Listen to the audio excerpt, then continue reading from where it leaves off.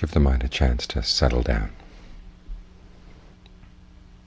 and try to learn just the right amount of pressure to put on it to keep it there.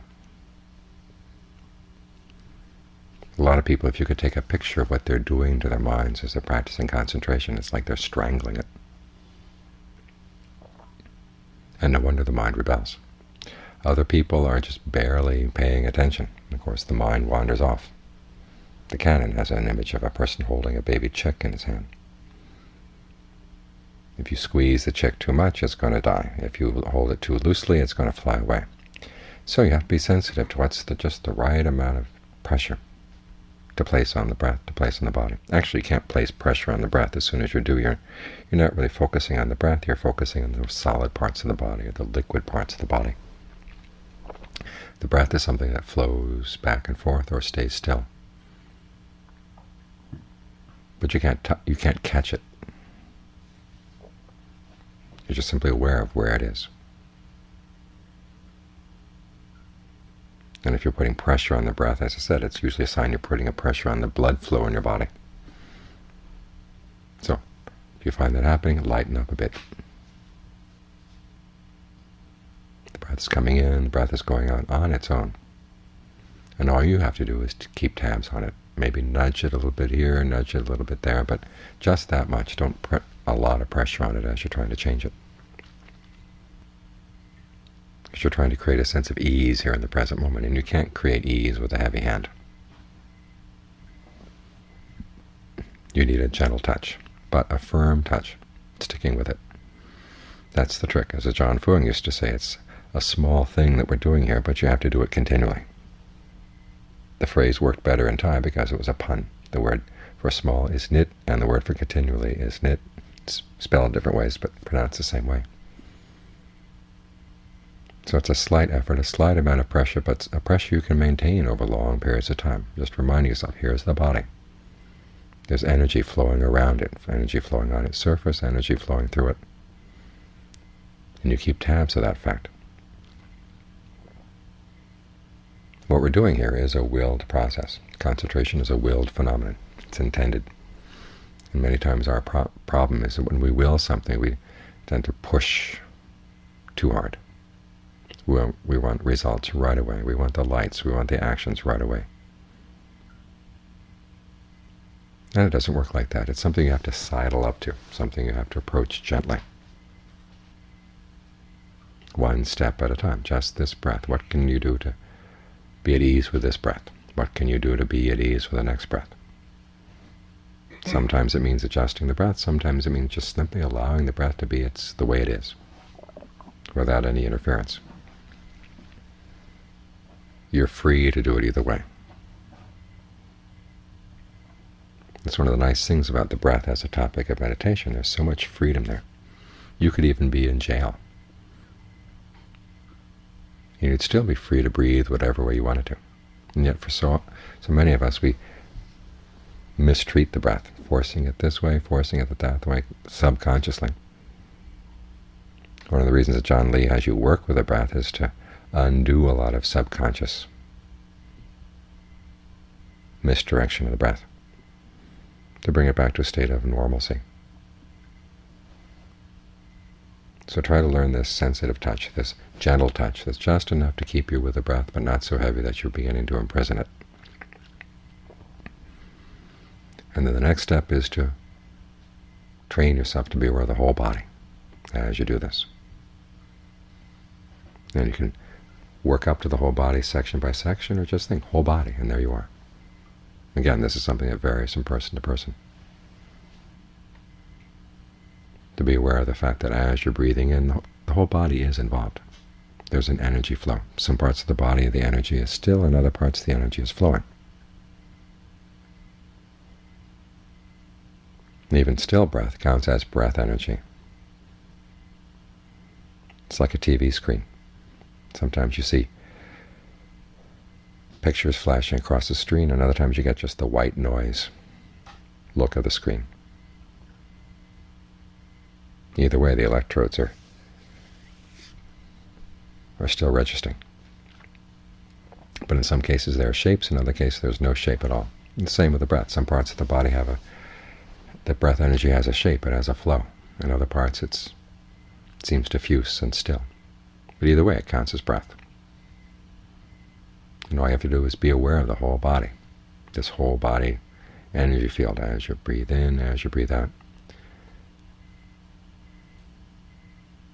And once you can maintain this awareness, and here the emphasis is beginning to switch from the breath a little bit more to the awareness, both together,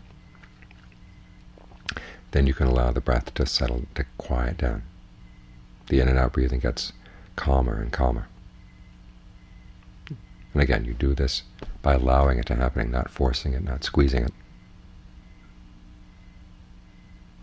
And one of the best ways to allow it to happen is just simply allow your attention to be still.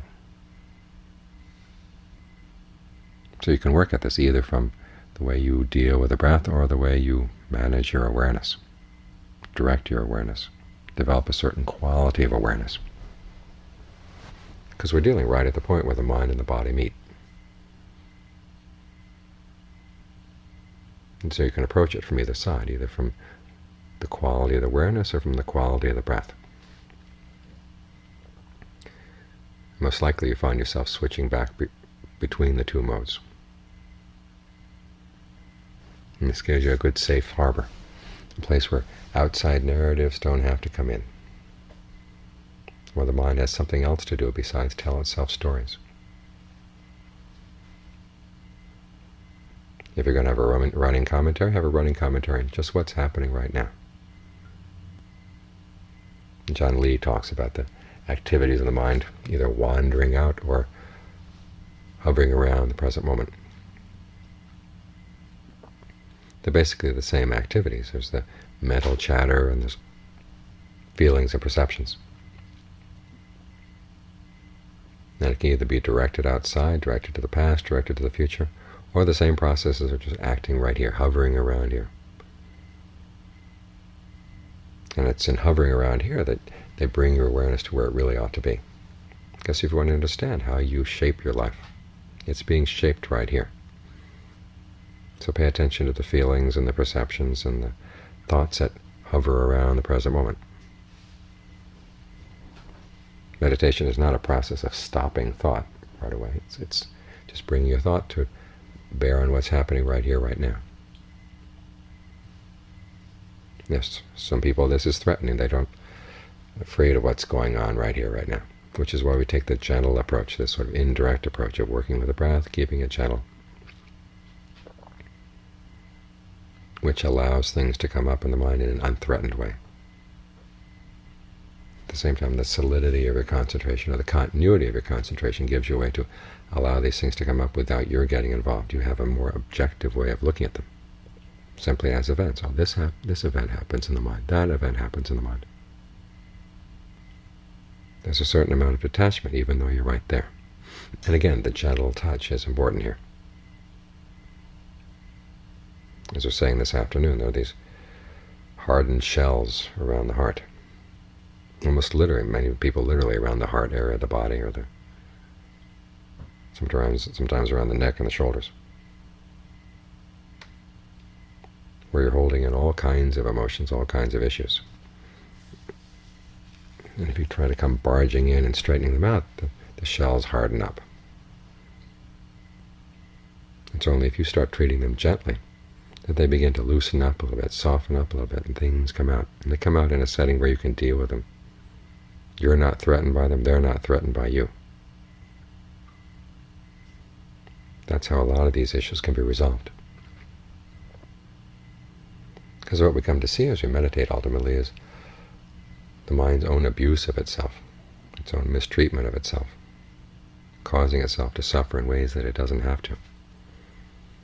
And a lot of these lessons are things we don't want to hear, which is why we have to put the mind in this relaxed, calm, steady state, with a sense of well-being, a sense of ease,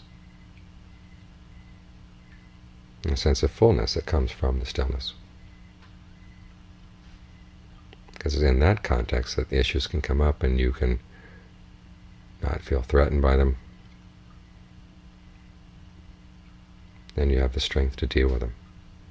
It's like a person who's well-fed. When someone's well-fed and well-rested, you can talk to them about all kinds of things. as opposed to when they're tired and hungry. When they're tired and hungry, you bring up the least little bit of criticism about them, and they snap right back. But if they're basically in a good mood, you get them at the right time, you can discuss almost anything. And issues that ordinarily would seem impossible can easily get resolved. So it is with this insight in the mind. We're going to see how the mind causes self-suffering. We're coming to see how the mind is stupid, how it's ignorant. All of which are things we don't really like to see.